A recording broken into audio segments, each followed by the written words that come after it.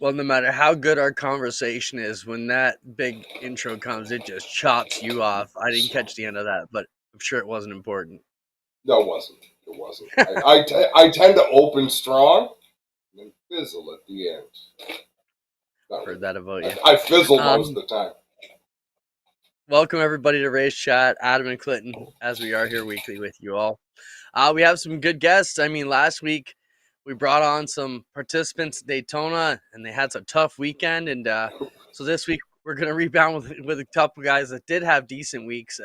Steve Lewis Jr. will be a new first-time guest, a Ransomville modified regular who raced the ARCA race, along with racing Jason White, who'll be back with us after a fantastic showing in the ARCA Series race on Saturday. So we'll have him on to talk about that. Clint, let's be honest. All right, halfway through Saturday, we were already trying to talk our way out of a G-force curse because Dexter Stacey didn't qualify. Alex LeBay didn't even attempt to qualify. Like, oh my God, all of our hopes rest in Jason White. We're doomed. Like, it's just going to be a bad day. And well, his truck sucked too the night before, so. Right, these are truthful conversations. This is behind the curtain kind of shit. So we're thinking, God, man, I hope Jason doesn't befall some sort of bad luck. And lo and behold, he goes out there. And I think that's as proud as I have been of a Canadian racer in, I don't know when was the last time, Clinton. And I'm sure part of that is because I've known Jason for a long time. I know his pedigree. Well, let's see what he's got to say when he jumps on. Sam Hafertepe Jr. is going to join us too. He won the King of the 360s down at East Bay on the weekend, so we'll talk to him as well. He's going to join us and talk about that. That was a battle of attrition and tire battle that Sam actually won. We'll talk about that, how they were taking tires right to the cords. And, I'm just curious on what his thoughts on how that is. Yeah, and when the time comes, let's talk about these tire battles because it's nothing new. There's events where it's just going to be flat right rear after flat right rear. Is that entertaining, or are we kind of over that? Is that so predictable that we shouldn't be dealing with it anymore? And we'll talk about that when the time comes. As Fran mentions, my big clock. Spencer and I were just talking, Clinton, about how nice your set is. All I've got's a big clock. Really? I feel, and I'm the other way. I'm like, I want something clean and fresh like Adam's got. Not all this racing junk and memorabilia behind me, but I'm not giving you my big clock, Adam. You brought it up. It's a double-sided coin. It's kind of like, do you want to see fighting in hockey? Well, if I'm not being the one getting punched in the face and my favorite guy's not, okay. Do I want to see wild crashes that drivers walk away spectacularly from, like Economac said? Sure, as long as it's not my guy and we don't have to pay the bill. I think the tire attrition comes the same way. I love to see when it comes down to that drama and the tires are coming through the cords and you hear it under caution and drivers are pointing it out and the announcers are playing it up. And can your guy make it to the end? I mean, that's old school Syracuse. Were they going to run on the gas? But the tire going to blow? It doesn't make great racing, no, but it's drama filled. Right, but I want to see one person blow a tire, one person run out of gas. I don't want to see one person every green flag cut a right rear and go down. And Syracuse, when they used to run out of gas at Syracuse, Clinton, and get run over, I mean, those were some scary, scary moments. But enough about that. I've never been in such a rush to get our guest onto the show, onto the screen than I am right now. Jason White, you've made it home. Welcome back. You are our savior, Jason. We were just talking about all the people who joined us last week had terrible weekends in Daytona. So we were nervous for you, but boy, oh boy, you killed it. Talk about how you feel right now. Well, first of all, thanks for having me on, guys. I came home and I said hi to my family, and I came and turned the simulator on so I can practice that last lap again another 364 times. So it stings for sure. It stings. Jason, we've got a lot of. I think we got the video right, Spencer. Do we have the last lap, Spencer? I mean, you probably don't want to relive it, but we'd love to go through it with you if you can, because so many things went through. But first off, you know, I can't even imagine the emotions. It's crazy. Can you get back and do it again, Jay, before we redig this? Yeah, we didn't have a very good qualifying session. We blew a motor up on Thursday in practice. We thrashed to get the car, the new motor in the car. The motor came from North Carolina overnight, so the team did a really good job. I had Billy Burns there helping me. He did a great job. He fit in like a glove as usual. So we didn't have a real good. I lost the draft in qualifying, so that put us back quite a ways. If we would have started up near the front, we would have been up right at the very front a lot longer than we were. I think we're up there for 15, 17 laps or something like that at the end. But yeah, so we didn't start the weekend very good in the ARCA car. But we knew that the car was fast. We knew it had speed, and it had speed. It gained speed throughout the race. It got better and better. We made some adjustments. I was a little bit tight coming off of 2. I couldn't be on the bottom coming off of 2. Otherwise, it tightened me up, and I lost a lot of ground going into 3. But if I was high, almost on the wall coming out of 2, I actually could go to the outside by myself in 3 and 4, and I could gain positions out there. So as we went along, the car got faster and faster. So yeah, no, we definitely have confidence that we could be back there again. And that car has ran, in the top 10 a lot before. John Ferrier drove it, and Tad Moffitt drove it and stuff to 4th last year at Talladega. So the car is a dark horse for sure. So the answer is yeah, definitely. Take us through this so last here lap, we go. Jason. Well, so yeah, as you know, I ran 15 laps on the yellow line. And so we're coming off of 2, and I'm in about a perfect position right here. Now I think Greg starts, as soon as we get straight, Greg starts backing it up. And my spotter, TJ, was telling me to back it up, back it up. He started screaming. He screamed it like 10 times. And I literally was pushing on my brake pedal, but I was worried about pushing it too hard and getting run over right here. So right at this moment right now I started looking over into turn 3 and 4, and I wasn't looking in my mirror enough. And I probably should have blocked, but right there, if I would have blocked, that's right where Dale Earnhardt had his little demise. So that might not have been a very good place to block. So I would think that it would have wrecked the field if I would have thrown a block right there. And it wouldn't have, nobody would have remembered that we led 15 to 17 laps. They would have just remembered that we wrecked coming off of 4, and that was the story of the day. So, the story for me and for everybody that was watching and followed is yeah, we led some laps, we showed some prowess, and yeah, I can't wait to get back in that position again. and Jason, you said you literally had thousands of messages. The response for that must have been totally overwhelming. Is it a moment that makes you happy to get all those comments? I mean, you're certainly thankful for it, or is it a moment you just want all of us guys to go away and not talk about for 362 some odd days? No, I'm a racer, man. I get it. And I'm also a big social media guy, and we're creeping up on 1 million. And in the algorithms, we're creeping up on 1 million likes, shares, and views here. So that's big. And we're going to be putting that together here in the next week. In the next few days, getting some of that information together, because, being on Fox Sports 1, they say there was 1.6 million people watching. Plus, we're getting 1 million likes, shares, and views through all of our different channels and the media outlets that we're covering and tweeting and all of that. So we got to get the study done on that and show that. So no, I definitely appreciate everybody that reached out. A lot of it was through social media, but then there was a lot of personal ones. The people I haven't even talked to in years and years were sending me text messages saying they were screaming at the TV and just wishing that it wasn't that way. But yeah, I know it's all good, man. It's racing, and took a couple days to not go jump in the ocean and swim out to sea. But yeah, we're feeling better about it every day, and I hope we can work this out. It looks like Talladega is there. It's on the table. I can drive the car. That's not the issue at all. It's there for me. We just got to figure out the sponsorship and get that figured out. But I'm thinking that, with what we did there, that should be a little bit more of a reality than it ever has been before. Well, Jason, that's the difference. Like, you've always been the guy that people want to cheer for because you're such a nice guy, because you bring so much to the sport. You have never been the one, and I hope I'm not disrespecting you, but like, you've never been the one where people said, Jason White's here, people are racing for second place. Yeah. That wasn't the lane.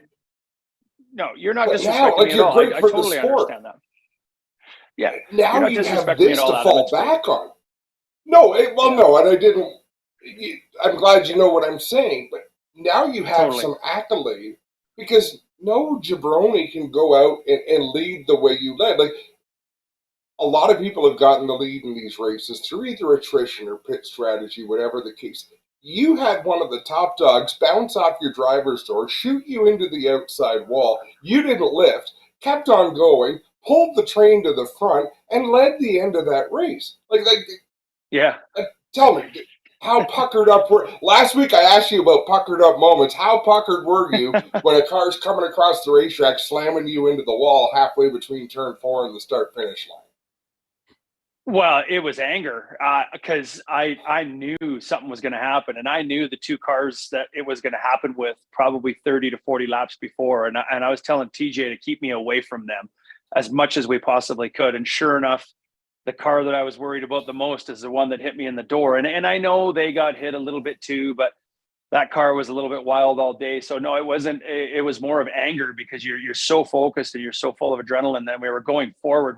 We held our position at about 17th there for quite a while, and then all of a sudden we started going forward. And when we started going forward, it just kept going and going and going and going, and we were picking up spots very fast and stuff. So yeah, I when I got that shot, there was no way I was lifting. The only time I was lifting is on the cautions, and even at the cautions, it took me 5 or 6 seconds to lift because you get so worried that someone's going to run you over. But yeah, once we going through the tri-oval, I did have to wiggle back and forth and make sure I knew she hit me in the door because I felt it on my arm. I actually felt the blow on my left arm, and I knew it was a good door hit. It wasn't on the tire, which would have taken me out. So I was just, wiggling the car back and forth, making sure that there was no rattling or vibrating or anything. And then once, I got into turn 1, I knew it was fine. And I just painted that yellow line. And that's what TJ told me. He said, I want you to pretend you got a paint roller hanging out your left window and you're painting the line more. And that's all you're going to do. You're just going to stay on that line. And that's a pretty good analogy. And I don't think I went 2 inches off that line for 13 laps. I was on there because you can get taken you can get lazy off of 4, and if the car gets a little bit tight off of 4, they can sneak up on you and they can push their way in there off of 4. So that's what he was coaching me, was to stay low, and just be ready for the runs. Jason, we hear you talk about you'll get the study on the numbers and all the social media metrics and algorithms. A lot of people never get a moment like that where they just, their moment. How do you plan on turning that study or that into something that you can use? Well, we just got to get back to the track, Clinton. We got to get back to Talladega. We got to get in hopefully get in a good group again for qualifying, and we got to get in the top 10 at least, or even in the top. That the group that I was in that I fell out of, they were 1, 2, 3, 4, 5, and I was 6th, and I lost the draft. So I got to get in a great qualifying lap, start at the front, and if we can get back up to the front off the start of the race, now you don't have to worry so much about the big one, which didn't happen on Saturday, which was crazy. That's the biggest thing I feel burned about the whole time. Is I've been in 5 or 6 of these races now, and there's always a caution on the last lap. Always. There wasn't even the big one in this race. So well, if I was pissed off about anything, I was not screaming at my TV, bringing it home, Jay. I was thinking, crash behind him because the next flag is over. So as soon as you got over that white, I was like, man, let anything happen. And the worst happened, you got past. Yeah. I just want to touch on one thing. I'm going to throw it to Adam to Tinger. Adam, you said a very cool thing. You said he won in a very Canadian way. I'll let you take it away and throw it to Jason. No, Jason, so I sort of played off the post that you made about how you were gutted. But I really thought, especially, it makes more sense after watching all of the races at Daytona. You ran that race with class. And a lot of lesser drivers not necessarily would have panicked, but would have done things to cause a lot of harm between turn 3 and that checkered flag. And all you did was keep your foot to the floor, look for your lane to run. At that point, it didn't matter where you finished because you weren't winning. But I just thought what you did showed so much respect for the sport. And I know that people notice that. I know that everyone else that finished in that top 5, top 10 have to feel the same way. You gave them the opportunity to have a car at the end of the race instead of doing something out of desperation that takes no talent and no class. No, I appreciate that. And, what I don't understand really is why didn't the car that finished fourth drop down and try and push me to go either at a shot at the finish line or finish second? Nobody went to the bottom lane. So if you're gonna make a decision to go high and there's 10 cars going high, you can only finish 10th. That's not what I would have been doing in 10th or 8th or 7th. I would have been diving to the bottom and trying to push my car. I would have been trying to push that bottom car and seeing if I could gain as many positions as I could. So I didn't quite understand that, other than the fact that, maybe they just don't know me well enough, and they didn't they just didn't give a shit. Well, you have to lose one before you win, and in your previous attempts, Jason, you weren't far enough to the front to lose. I mean, when we finished sixth, we ran up to the front, and that car was like that will be remembered by your competitors.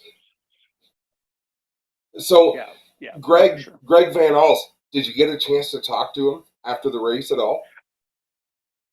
I didn't. I reached out to him yesterday, and we chatted back and forth, and he's a good guy. I mean, he's the underdog, right? He's the American Jason White. So we're kind of the two of the same type of people. He's been in racing a long time. He's he hasn't won a lot of races either. That's his first races that he's won. So I think he's won a bunch of stuff back at his home track and stuff, but as have I. So I think we're kind of the same sort of cloth, cut from the same cloth. So no, I just said to him, I said, man, congratulations. And, I'm happy for you, whatever, lied through my teeth, and said, I'm really happy for you. And he said, coming off a 2, he thought that he was going to be pushing me to the win. And then as the progression went down the back straightaway, he realized that he could get a run, and he took it. And he's a good guy. He deserves good a win as well. And I don't know if you saw the video. It's kind of funny. It's of me in the foreground and him in the background on victory lane. And I wasn't very happy in the car there. I was saying some things that probably shouldn't have been on TV, but that was kind of an ironic video that got posted there.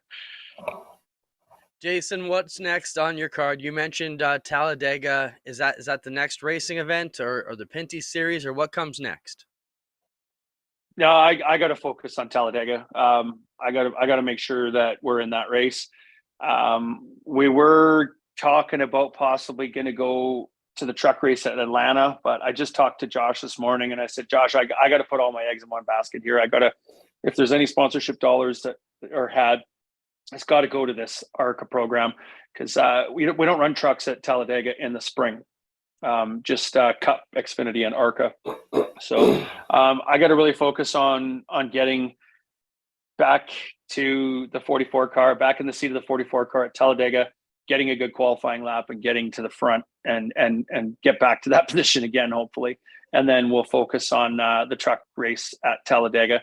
I'm not saying I'm not going to do any other racing, but that's strictly my focus right now. Is I got to get back. I got to taste. I got to go back now and taste it some more. I said to Connor, and I were watching the race on the weekend, and I said, that race just cost Jason White a lot of time and money over the next 2 or 3 years. I'm sure you'll get plenty of support, but I know you're going to be chasing a little bit. Talk about the attention. There's a lot of Western Canadian pride. Right, and they even mentioned to Fox's credit, they mentioned Trevor Boyes during the Daytona 500 broadcast. I thought that was pretty classy of them to do. But to the point of Western Canada, Jason, how has your performance been received by the mainstream out there, the media? Oh, it's been pretty good. I mean, this is about my 14th interview, so it's been great. And CBC radio, things like that you wouldn't expect to be reaching out about motorsports, and the local affiliates all of a sudden interested. And when I got home, I said to Melissa, I said, man, can you imagine if I would have won? It would have been on Vancouver Global. But Exactly. hopefully we can, hopefully we can get back there. But no, mainly just, I don't know if Adam, my dad's history pretty much, but a speedway called Langley Speedway, not the one out east, but we had one down just outside of Vancouver. That's where my dad started in 1968, and he was the first NASCAR limited late champion in 75 and 76. So our lineage goes all the way back to the 60s, and I've had so many of those people that race with my dad and are like our racing family to us. So many of those people reach out that we haven't heard from in years and years, and they all still watch racing. So it's been good to hear from those people and hear that they're still still fans and watching, and it's pretty much from those days. Roy Smith was probably one of the most famous guys to come out of Langley Speedway, and went on to obviously do what he did and be in the Daytona 500 and such. But we really haven't had anybody from out west do anything at the Daytona or Talladega level or the higher levels of NASCAR. It's been Raphael and J.R. Fitzpatrick and Alex LeBay and the guys like Stewie Friesen and stuff like that. But that actually brings up something. Stewie Friesen on Friday night pushed me with a busted up nose. He needed to be behind, and he pushed me. I probably went about 3 seconds a lap faster just because Stewie needed to be behind somebody. So the Canadians hooked up, and that was pretty cool. Right on. Well, Jason, Talladega comes up April 22nd. Before we let you go, let people know where they can catch you on social if they're looking to get behind you or just follow what you got going on. Yeah, so it's everything of mine is Racing Jason White, and that's RACIN. And it's been really active lately.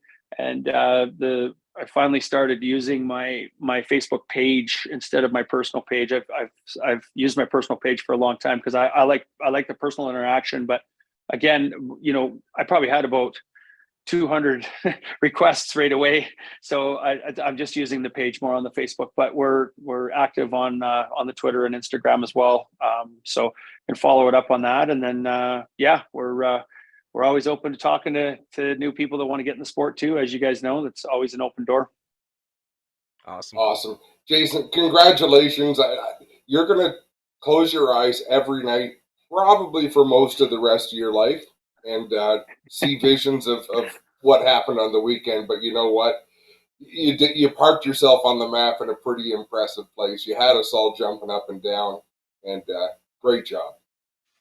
Well, one of the cool things on Saturday night, we went out with the Lordco group, where they're always down here. They always bring a bunch of their people down. They bring 50 people down. So we went out with them, and Randy LaJoy was there, and he's a character. And he said, "Hey, Dale Earnhardt lost a couple of those the same way before he won." So that kind of made me feel a little bit better.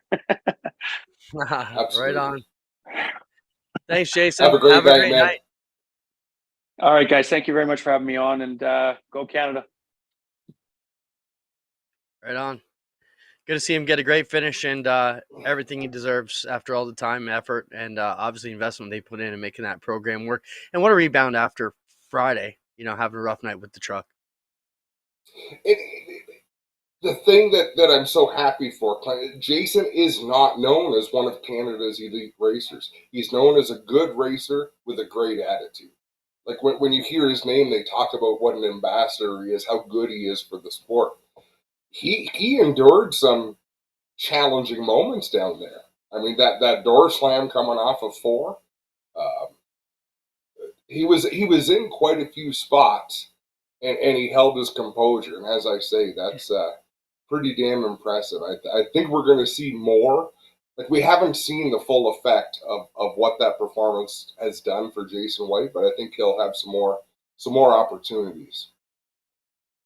Well, let's bring on our next guest, another driver who's in the ARCA race at Daytona on the weekend, and close to our neck of the woods from Ransomville area, and a Ransomville sportsman and modified driver is how we got to know Steve Lewis Jr. through the past couple years. Steve, welcome to the show. You got us? We can see you.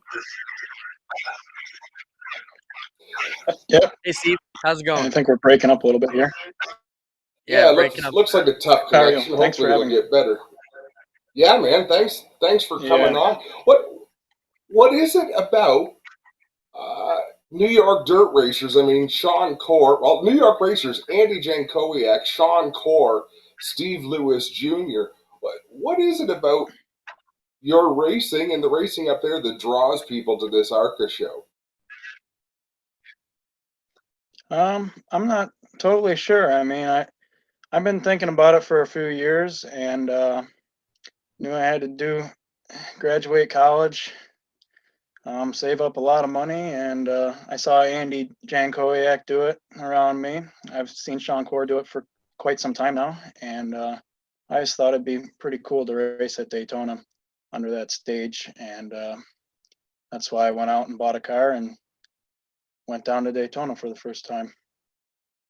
So, Steve, a lot of teams, or a lot of drivers would rent a ride with an established team. You mentioned you bought the car. Tell us a bit about your team setup and, where that leaves your modified team in the future as well. Yeah, so I obviously it's a big financial investment to buy an ARCA car, so had to save up quite a bit. Bought the car in December actually. Had to thrash on it. I bought it. The roller and the motor was not together, so I had to put the motor in, knowing nothing about an ARCA car really. So had to get a lot of help from like Andy J was a big help in putting this deal together. Um, a lot of other guys helped me put this whole thing together from the Ransomville area, and it's very tough being located up where I am, up in New York, because every part or anything I need is mostly located near the Mooresville area.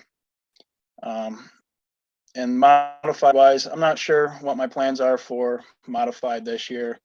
Um, I was planning on running Ransel every week and traveling a little bit, but after I got through with Daytona here, I like running ARCA quite a bit, so I'm not sure where that puts me for modified this season. I would like to keep racing modified, but I have a small team. I mean, it's mainly me, my dad working on the car, both cars, and I have a couple other friends and family that help out, but it's pretty small, so that's a lot financially and physically demanding to be doing both. Steve, talk about your mindset. You bought a super speedway ARCA car, which is the equivalent of buying a grenade with the pin pulled out, but you just haven't released it yet. Like chances are fairly solid that that car doesn't see a checkered flag. Like what's the thought process? You can have great success, but that can be ruined in a heartbeat. The desire was that strong that you did it, and now that you've done it, how much like would you take it to a Pocono type place, or are you just going to save it for super speedways? So, yeah, I mean, people told me the same thing you just said about buying that car, and you never know. I mean, Daytona, any super speedway, I mean, it might come back in a ball. Like you have no idea what's going to happen there. And I think that part of our strategy. I mean, my spotter was really good. I had Charlie Brown as my spotter, who's spots a lot of Xfinity and asphalt modified racing, and it was tough. He had me stay back most of the race because we thought there was going to be a big one. I mean, they were bouncing around quite a bit there in the front, and we were waiting for the big one, and it just never really happened. I mean, there's a lot of single car spins it seems like, and but nothing huge. But as a driver, that's tough to. I hung back mostly around. I stayed in the draft most of the race, but we were running around 25th. I felt like the whole race, 20 to 25th. And like I said, as a driver, I kept wanting to go, and he kept reeling me back in, telling me we need to we need to keep going. We need to do more than Daytona. So, and I mean that I agree with him. I mean that's so now we have the car, and it's still pretty much unscathed after Daytona. But yeah, I mean it was a chance I took. Right on, Steve. So I when mean, you make by that a car, decision, you never know for a while. And I didn't do anything really. So, Steve, one question we got for you before we let you go. Fran wants to know what was it like to draft at 190 for the first time?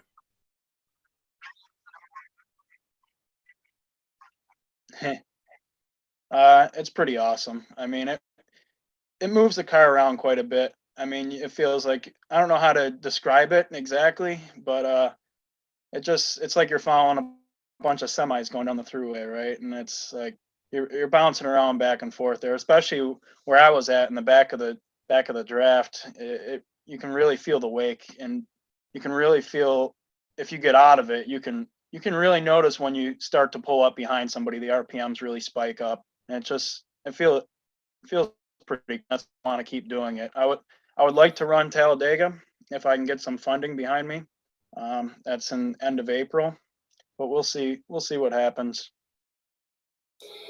Could you ballpark for us, Steve, before we let you go? What does it cost? Like if you now that you've got the car, what would a trip to Talladega cost? What did a trip to Daytona cost?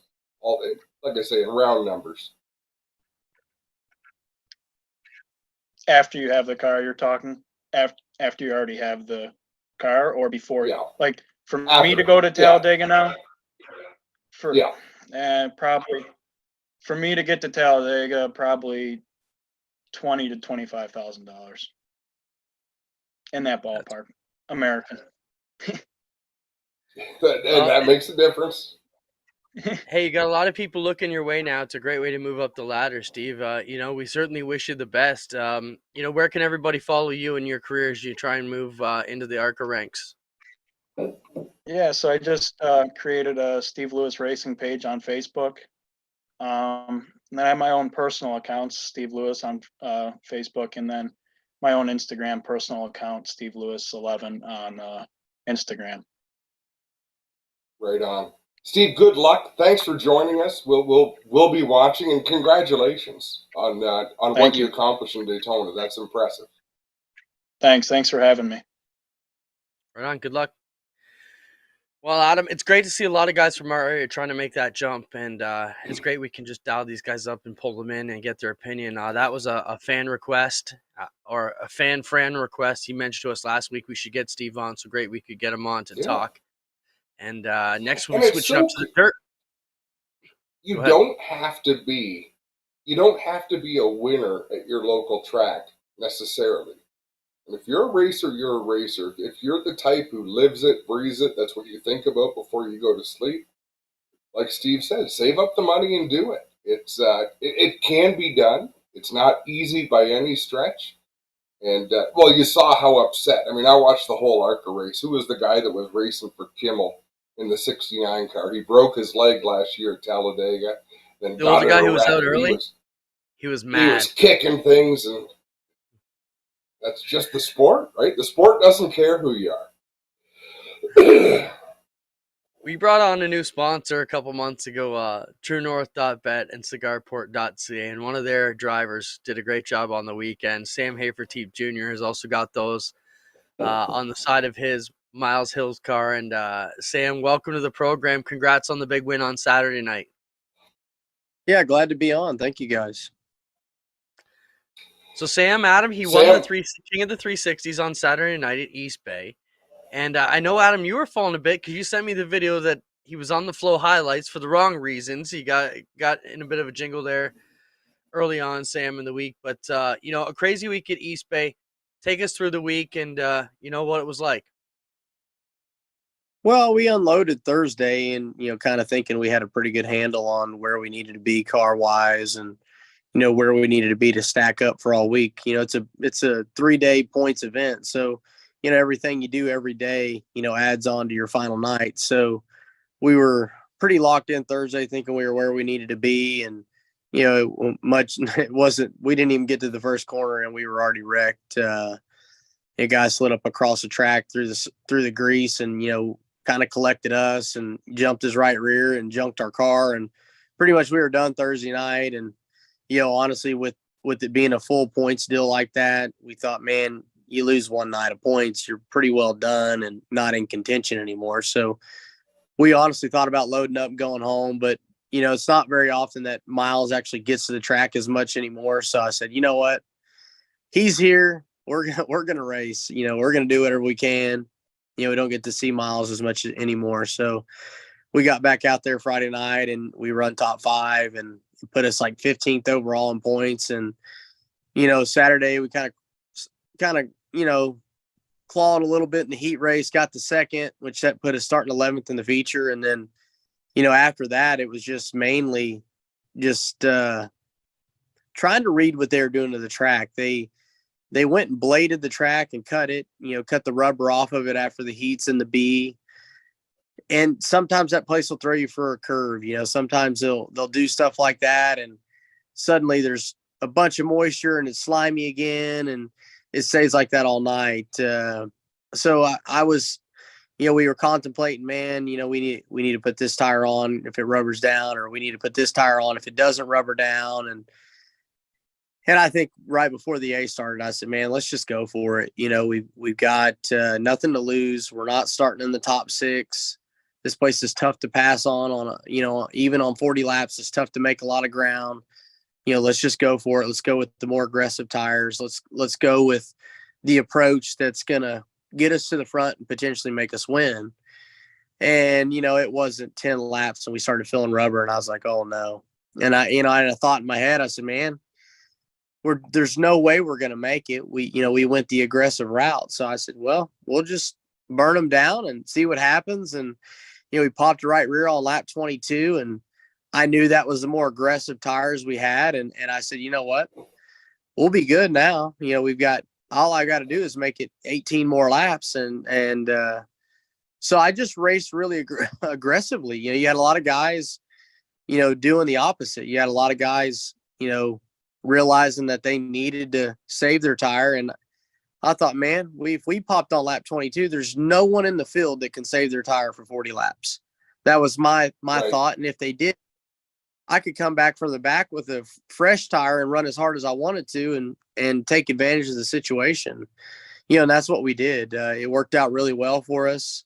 One of the craziest races I've ever been in, but, like I say, at the end of the day, we still won the race. And, at the end of the race, we had a dominant race car. There was no doubt about it. I mean, we were passing guys at will. It didn't matter. Guys that changed tires, honestly, they couldn't compete with the speed we had at the end of the race. I still feel like the right car won the race. It was almost silly to watch, Sam, how much better you were than good cars around you. Like when you pitted the first time. Well, when you pitted, I'm like, okay, well, that's the end of the night for him. Let's see who we're going to be watching now. And then to come back through the way that you did you realize at any point, did you start to conserve on your second go around on that right rear, or were you just hammered down? I wasn't going to conserve until we got the lead. I felt like once I got the lead, I could set the pace, I could control the race. And, that was my game plan. I've had, you hear people with lots of flack. Oh, was he over aggressive? He ran into some guy and he did that. And, man, we're racing. We're out here. There's a lot of guys in that situation banging off each other just because it's so tough to get to the rubber groove. Guys are doing whatever they can to hit that spot. And I would definitely say we were aggressive. I wouldn't say we weren't. I felt like everything we did was the right move. I felt like everything we did all night long in that feature, I felt like we approached it the right way. We even got, kind of tangled up with a guy. He pulled a wheel stand off of 2 and, kind of caught me off guard. He kind of went up the track and I got in the back of him, climbed the back of his tail tank. And luckily we didn't have any damage. Went back to the back and, like I say, we were still able to push through the field. We had a couple of guys, the only thing that worried me, we had a couple of guys that were changing tires too, that were going to the back. You had like Brian Timms, Reitzel. There were a handful of good cars doing the same thing we did just a little bit later. And I thought, man, that's not real good for us because they're going to have even fresher tires than us. So that was probably one of the main reasons I kept pushing so hard to get back to the front. Sam, that place looks like a tight spot to get around. Talk about East Bay itself. Is it tough to pass on? It seems like there's barely 2 lanes down that back straightaway. Yeah, like what you run into at East Bay is it stays a lot of nights. It stays really slimy early, and it takes a long time to build a lot of grip there. So what ends up happening down the back chute, you'll have a guy, you say he rips the top, and then you'll have a guy kind of ripping off the bottom. Well, being that there's no grip off the corner, it just kind of filters you up into the outside line. So when you get down the back, there's really not a lot of room for passing. And it's the same way on the front stretch. It's probably one of the most unique places I've raced at, I would say. And honestly, for the first, I mean, until last year, I'd never done anything at that place. We've always been terrible. I always dreaded going there. I'd even tell Miles before we go, hey, this isn't one of my best places, just so you know. Oh, and he's always so he's always upbeat about things. He's like, oh, you'll get him, Sam. He's always been that way. And I think having a guy like that kind of in your corner really, makes you a little, believe more in yourself than what you really do. To have a guy like him in situations like that at places like that, pretty neat. But yeah, I mean, that place is unique. And like I say, I feel like we kind of found our knack at that place. How does this win stack up, Sam? You've won some races. Secondly, it's a big event. But third, it's a place that, as you say, you never did well at. Does that make it a little more special than some of the other races you've won? Yeah, I mean, every time I've been there, it's unique. It's different. Every time I've ever raced there, we've always had a different racetrack to prepare for. And, we won last year, and I thought, well, every once in a while, the squirrel gets a nut. And then, we went again this year, and it's like, no, we're for real at that place. We're a pretty serious team, and everywhere we go, I feel like we have a good chance. I would say, it ranks right up there with all the better 360 races I won. Obviously it's not going to top the outlaw race that I've won. It's not going to top, some of, I feel like the last short track nationals at the end of the last year was probably one of my funner races to win too. But, it's right there. It's a hard place to win at. There's a lot of good race cars. And, like I say, it's right up there for sure. Sam, when you look at your team now, you got Dylan Westbrook, who we've seen grow up and become a star up here in Canada and run out of there with you guys. You got Daryl Turford on the road. You got those guys. You got Miles. Like, who's the most intense in the shop? Who's the one that is the most pissed off when stuff doesn't go your own way? I mean, I think Dylan, I think Daryl, I think all those guys would say it's me. I'm the guy that always kind of gets fired up. I'm the guy that, always expects more out of everybody. And I honestly think that's why I'm around. Miles, that's why he hired me. That's why I'm here. It's kind of my job to make sure everybody kind of, I always expect more out of everybody, and I feel like, I do a lot for everybody on our team. I feel like it's good to have a guy like me. And obviously there's times when I'm terrible for the team, on team morale and stuff like that. But, and Dylan, like, he's a go with the flow kind of guy. I think he's honestly way more talented than me. I feel like he has so much more to go and so much more to gain. And I want to be there to try to help him get there. I think that, talent wise, I don't compare anywhere near to him, but I feel like he's got a lot to show to the world here in the next 2, 3, 4 years. I think he's going to be the guy. It's impressive, Sam, to watch both of you. If I'm a race team owner, I don't want a driver who's happy not winning. Like, I want your type of attitude, because you give, as long as you give that 100% plus, you can expect it from the people around you. If you start phoning it in, then you got no leg to stand up. But from what I've seen, you're pretty damn competitive, so I'm sure your guys are happy to stand up for you and put in the hours and make that car better. Yeah, for sure. I mean, we've got a lot of good people, a lot of good places here. Miles, he expects a lot out of everybody, but at the same time, he doesn't push. And that makes us do our job. You got a owner on your back all the time, pushing. Guys are probably going to fold eventually. And everybody here, they're comfortable, but they know what's expected of them. And it takes a whole team to make anything work. And we got a lot of good people at Hills Racing. Daryl Turford, I mean, he pretty much takes care of everything there. He's the heart and soul of the race team. And, without him, none of this stuff would go on, and none of these guys would be able to do what they do. So, I would say, I might be the guy in the shop that has a lot of fire, but, he's the one that handles everything, and always grateful to have him. Sam, before we let you go, just a bit of the logistics of where this is. Did you go back to Texas? Did you come north to Canada? Where are you guys working on the cars? Are you separate from those guys? How's that all coming together? Well, my team actually has been working out of Indy at our shop in Indy there. I'm at my shop now in Rockwall, Texas, just to get back with my family for a little bit. Been out for a while. So good to get back home. Daryl, he's back up. I think he's back up in Brownsburg right now. So he's working on some stuff, and then he's going to get back to Canada and then get everybody ready to come down for, get Dylan ready to come down for Devil's Bowl. And then obviously Alex is going to have her races this year. I think she's going to do a little bit of Knoxville stuff. So, Daryl will have his hands full for sure. Sam, thanks for stopping by. Obviously, we follow what you do. We look forward to having you up at Oshweekend, but we'll be following your progress. Great job on the weekend. Yeah, thank you guys. I appreciate it. Thanks, Sam.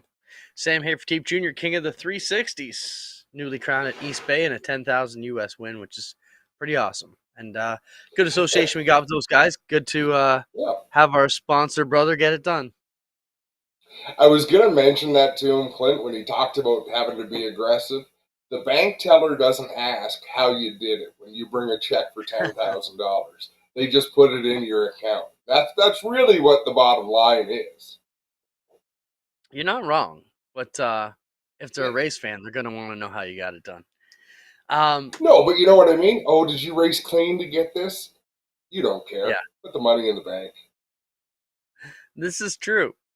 We've had a great show so far. I want to thank our guests, Sam Hafertepe Jr., Steve Lewis Jr., and, of course, Racing Jason White. We got a few more things to go over here, Adam. There's a few topics on the board. We can jump all over the place. How about a Burger Barn video of the week? Before we get too much further, let's show. NASCAR did some cool stuff, Adam. Let's talk a bit about Daytona and what went on. But first off, our Burger Barn video of the week. This is the 75 years of NASCAR.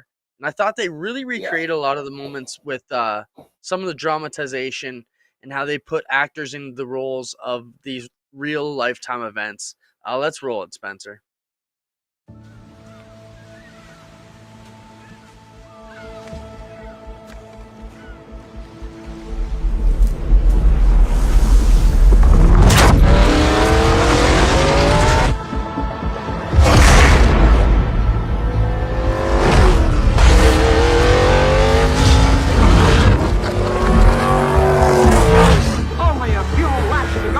Minute, we're doing 110 down at Sandy Beach in Florida.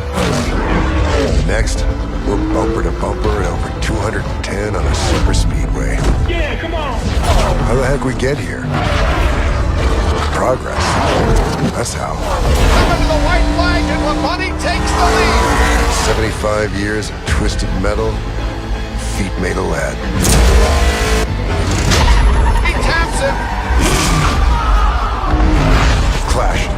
Tail hits him. They're out of it. Fighting for everything. Not giving away an inch. And there's a fight between Cale Yarborough and Donnie Allison. This isn't just about the 75 years of legends. This is about 75 years of legends and their rocket ships. 1 lap to go. Each one drafting off of its predecessor. Each one hell-bent at going faster. He's coming. Each one built with one thing in mind. Here they come to the line. Get out front, stay out there. Side by side. Because out there is where the future is. And if the first 75 years is any indication, you better brace yourself for the next 75. NASCAR, always forward. I like it. What do you think, Adam? No, I thought that was really cool. I agree with you. I think some personality, some actors that they put in those roles, fantastic. I think there were some actors and personalities that they put into roles that they shouldn't have. But hey, I thought that was really, really cool. I thought that was great. A couple of things you and I talked about. I mean, this is the stuff that you kind of watch Daytona all day for. I mean, hey, there's some people watch the Super Bowl all day just for the backstories and couldn't care about the game because they do such a good job promoting it. I thought this was a winner. One of the things I didn't love was the greatest lap. I mean, you and I discussed that a bit today. They kind of did a graphic demonstration of what the best lap at Daytona all time was. I thought it missed the mark a little bit. I like the idea, but like I said to you today, you thought Dale Earnhardt should have won because he owned Daytona. I thought, if it's realistic, Bill Elliott with those restrictor plate at 212 should have smoked the whole field. I mean, that's what should have happened. He was the fastest car ever out there. But I still thought it was pretty cool to see it all go down. Yeah, it was neat.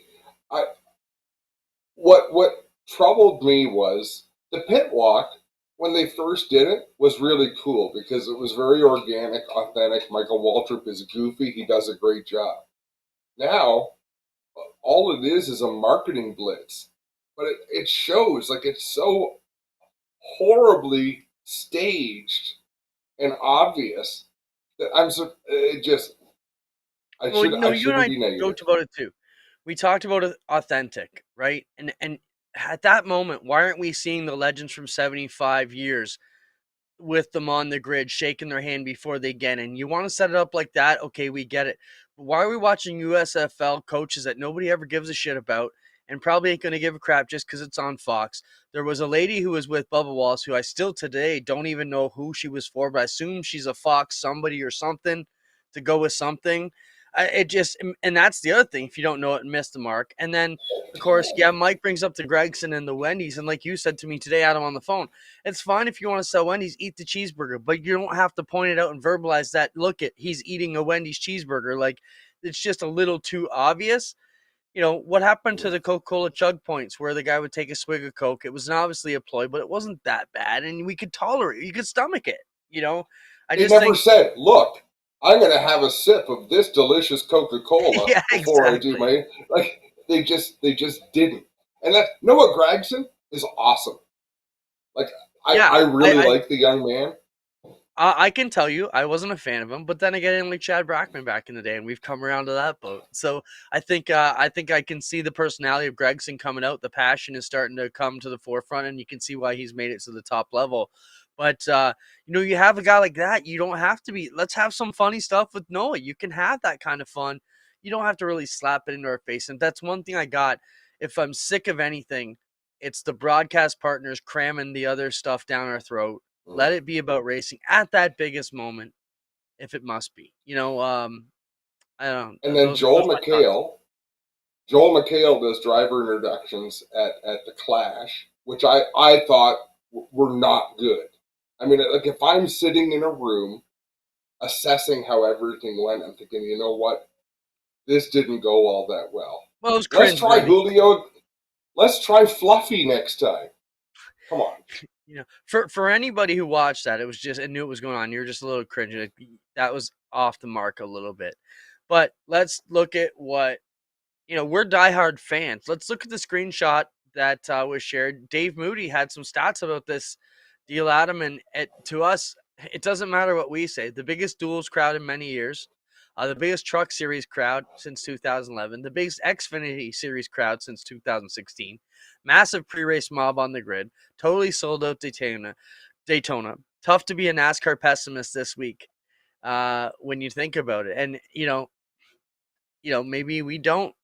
Maybe our opinions don't matter. Maybe these things are hitting the mark and moving the meter. Good to see the sport running well, doing back on top. How much of it, Adam, had to do with the fact that it was 75 years? And if you've been one who celebrated most of those 75 years, chance of you getting to celebrate the next milestone are probably pretty slim. So maybe this is your chance to get back to Daytona and live it up.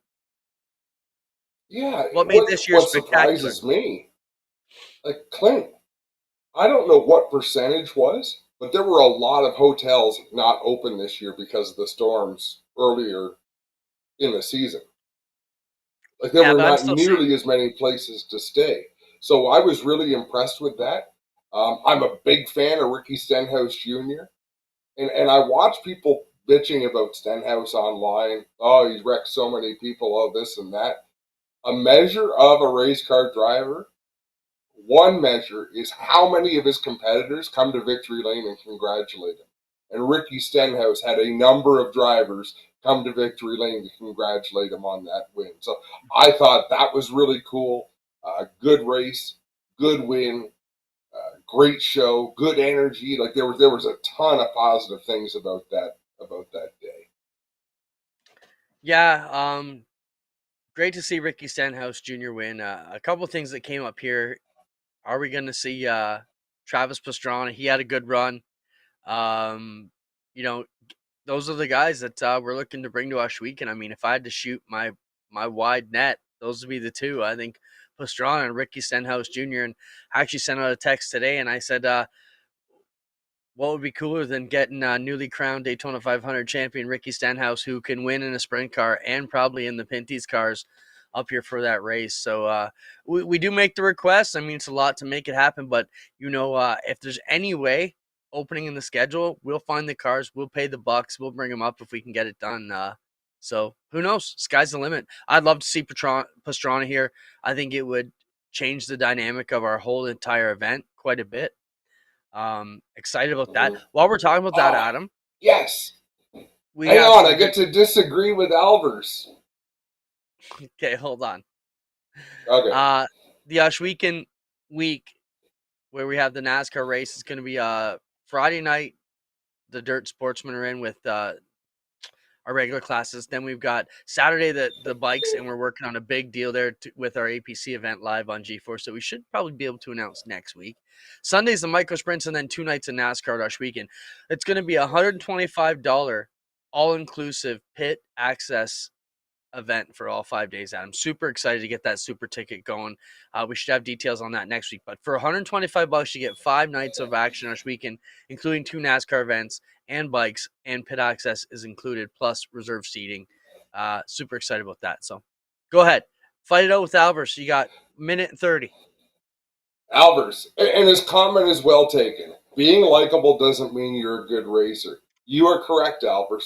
But even if other racers like a driver, they're not going to go into victory lane unless there's a level of respect, right? That is, they might see him in the motorhome lot later on to congratulate him. They might shoot him a text, but when you take the effort to go into victory lane, that's not just being friendly. That's a big sign, I believe, of respect for another driver, and that is different than likable. So that was the point I was making there is that's respect.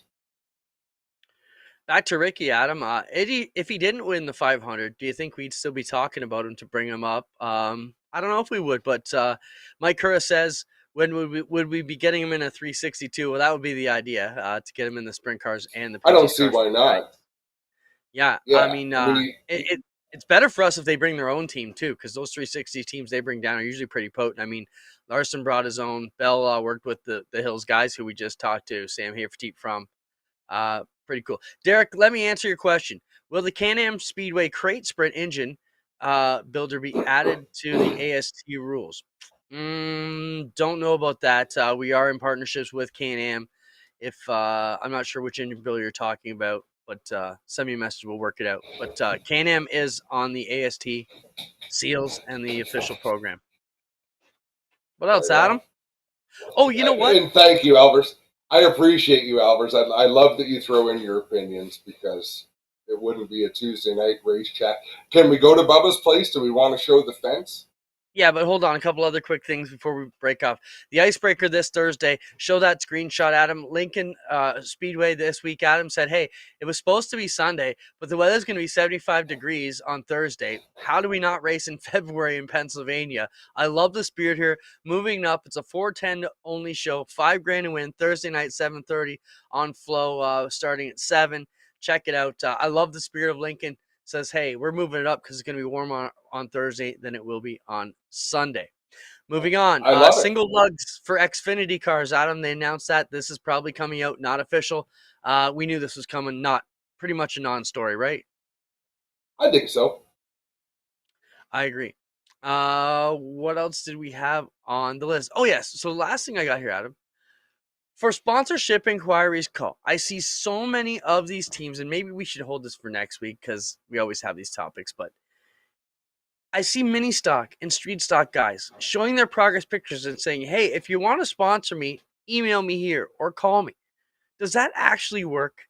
It just seems like a terrible way to try and go after your sponsorship. Who's And gonna call you? Your aunt? Who's gonna call you? Your I Aunt Betty politely, and give you $50? I Like, come on, politely guys. disagree. I politely disagree. I understand your sentiment, Clinton, but we do live in a don't ask, don't get world. There's people. Oh, Let's I'm not use Ray saying. Morneau Jr. as an example. Hold I on. think Ray Morneau and that sponsor would have approached Ray, I believe, because that's something that they would do. Hey, I like your style. We want to be involved. Let's do this. But I think most of your partnerships come from the team making a request to the business rather than vice versa. So I'm not totally opposed to it, but I get what you're saying. No, I think we're talking the same thing. I'm talking about these people put Facebook posts up and say, "Hey, if you want to throw money at my race car, why don't you call me?" I'm all right with the team going on. That's what I'm saying. They need to be working a bit harder to get this instead of just throwing a number up and saying, "Hey, if you want to sponsor me, email me here." I don't know. I don't get it. Maybe I'm Same barking thing. up a The tree. bank teller is not going to ask, hey, how did you go about getting this money? They're going to just put it in the bank. I'm asking, can you get the Moralist. money if you don't do it? But anyways, we'll fight about that another. The other one we want to talk about, I just added to our list, is Tim Terry. We've been talking about getting Tim on next week. Would be a great time to get him on. So we've added Tim to the list, and we're coming for you. Last story, Bubba's fence. Now, and this is scary, and as fans and racers, I think we owe it all to the tracks and ourselves, to be honest. And if someone isn't doing their best to protect you, maybe it's time you stop supporting them. And I'm not calling for a boycott of anything, but this is scary as shit. Throw these fence pictures up above the raceway, Adam. This So this is a backyard fence that isn't going to stop a flung turd if it wasn't wet. Okay, it's and this was the ridiculous. result. This was a result of a one-car accident. A single car crash. Just got up out of the groove, caught the fence, did a bit of a helicopter in the air, and knocked the damn thing down. Just seeing the types of connectors and all that. And I mean, it's the fence we have at Osh Weekend. It may look similar to that, but it's nothing like that. It's thick wall NASCAR style piping, 30-foot long pipes down in the ground, 15 feet. There's no way, and it's all catch cables the whole way. But this is just, I don't know, man. It's scary. Scary when you see Yeah. it. There's a couple tracks around here. I don't want to name names, but when I go to them, I do not let my family sit down low. I'm like, just don't. We gotta sit at the top, or we're not sitting there. And Yep. we got to figure that out. We've seen too many people get hurt. So, there was cables there, Alvars. I think just all the rest of it was pretty flimsy. And if you look at the, because I do live in a glass house at Oshweek, and I will throw stones at this. You look at our pipes. We've had a couple of them have been bent, but they don't kink like that, and they Yep. certainly don't fold like that either. So Bend but don't break. Like a fence needs to give a little bit, but it shouldn't collapse. yeah. Well, I think that does it for NPS streaming for 2023. It came up that it was going to be behind a paywall. I think because of our position with that streaming, we should let that ride for another week till we get some more official answers. It was a hot topic in the NPS community, but we're not able to speak on that yet. So we'll just hang on. Did you like any of my private cynical answers to that? I don't pay attention to what you send. You're such a dick. I put a lot of thought into those responses. I know, but if they happen before noon, I'm still half asleep and don't really pay attention. So send me that stuff around 4 o'clock. I appreciate everybody. Appreciate Spencer. Next week, Spencer, what's going on? Talk in our ears. We got some time changes scheduled. All right, so Spencer's out of town on Tuesday. Let's try and shoot early and rebroadcast on Tuesday if we can. We'll work that out. Watch for our broadcast updates, and we'll get back to you. I think we should do it Thursday night. Why? No. From a beach. Yeah. Let's talk about intoxicated. last thing we have Rush Weekend rules meetings at GSR Sunday, along with micro sprints and go-karts. So if you're going to race in the big O, come out and see us, GSR shop, 4th line, noon to 4 this Sunday. And we're going to be some kind of broadcast for those who can't make it. I got chicken wings in the air fryer. I'm going. Talk to you later. Get her done. Cheers, fellas and ladies. See you guys.